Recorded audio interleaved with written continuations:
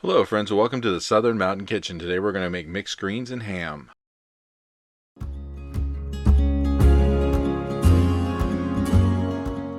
So what you see on my counter is what we're going to use to make this, and yes, you see 2 cans of mixed greens.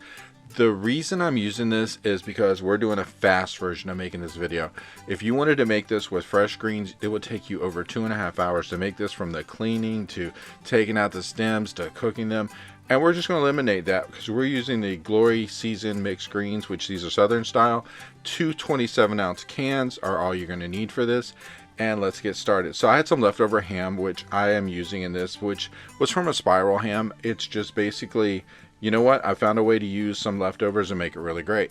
So I'm going to take this and cut this up. Now usually people use about 1.5 cups in this. I'm going to use about 2 cups of ham because I like the ham in it.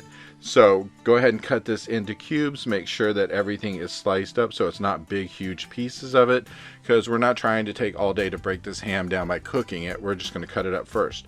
So go ahead and cut into it and get that done.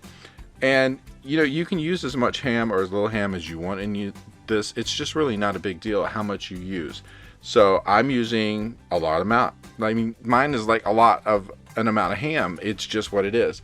But you know, 2 cups of it is really great, because when you put this with all those greens, it tastes really great. There's a lot going into this, and you know what, you can eat on this all by itself. That's just a great thing about it, because you have ham, you have the mixed greens, you know, serve with whatever you want, make some cornbread or whatever, you are in business. So just make sure that all your ham is cut up, and what I'm doing here is just basically going to put it right back onto the plate that I took it off from to cut it, just trying to make sure that all my pieces are cut up and they're ready to go. Now keep in mind, when you put this into like your Dutch oven, your pot, whatever you're using to cook this in, it's going to cook down a little bit, but we're just basically going to recook the ham again, because once we want to sear the outside of it, but also we want to heat the ham up. So we're just going to go ahead and cut this up, get it ready to roll, and then sit it back to the side on its plate, because next we're going to cut up a medium onion to use in this. So just make sure that all your ham is put to the side. Now if there was a lot of fat in your ham that you don't want in this, you can also cut that off and get rid of it, discard it. I didn't have that problem. Mine was actually really good. It wasn't really fatty. So go ahead and take your medium onion, and we want to cut this up kind of smaller pieces, just chopped up, because we want it to a point to where it's going to cook really well, because there's nothing worse than trying to bite into your greens and ham and find that your onion isn't really cooked.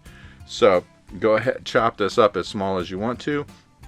I say just slice through it a few times just to make sure that it's literally cut up to a point to where, you know, these are very small pieces. But when we put this in, we're going to start cooking with this first, just to actually make sure that it is cooked up enough that we don't have any hard pieces when we actually add anything else to it. So just go ahead and slice up all of the onion that you have. And keep in mind, you're going to need a Dutch oven or a large pan to do this in, like a large pot. So make sure that you have that ready to go, because we're going to need that in just a second. So there's not really a lot going in this, but see, you're going to have like your mixed greens, you're going to have your ham, you're going to have your onion, some minced garlic, and then some seasoning and some chicken broth. There really isn't a lot going on here, but it has such an amazing taste when you're done with this that it's so good to eat. And it's just one of those things where you end up with a large pot of this, which is really cool. So, you know, it's definitely something that it's great for using your leftovers, but it also is great for the fact you serve a lot of this. So we're going to put about 2 tablespoons of oil into our pot. Get this on medium-high heat. We want it hot before the onions actually hit the pot. And then once it's hot, we're going to go ahead and add in the onions. And we're going to cook these for at least, I'd say 3 to 4 minutes to get them really translucent, to actually soften them up before we start doing anything else with it. We just want to make sure that they are cooked. Now, this is your prime opportunity that if your onions are kind of stuck together, or you know, you have a few pieces that are stuck, to break them up and actually coat them with the oil to get them to cook. So just stir it around, move it around, and if you see large chunks of onion, break them up, because it's more likely to cook if they're broken up. So go ahead and move these around, and like I said, you know, up to 4 minutes maybe, and we're just going to cook these through. Just make sure that you move them so that way they don't lay in one place and burn or anything like that. So keep moving them through, and then in just a minute we're going to add more ingredients to this. So as you can see with my pot, it was already very hot, so it already started to cook immediately. If you put them in the oil and just did it from cold, it's going to take a while to get this really rolling. So we're trying to get this into a position where we're trying to do everything really quickly here. So once we've gotten our onions done, we're going to add in at least 2 tablespoons of minced garlic. And we're going to cook this for about 30 seconds before we add anything else to it. We just want to make sure that the minced garlic doesn't burn or scald on the bottom, because you can do this for up to a minute with minced garlic, but if you go too far, it gets this really bitter taste to it, which really doesn't taste good because you've scalded it or cooked it too much. So as you can see with mine, it's already done, and I'm going to add in that ham.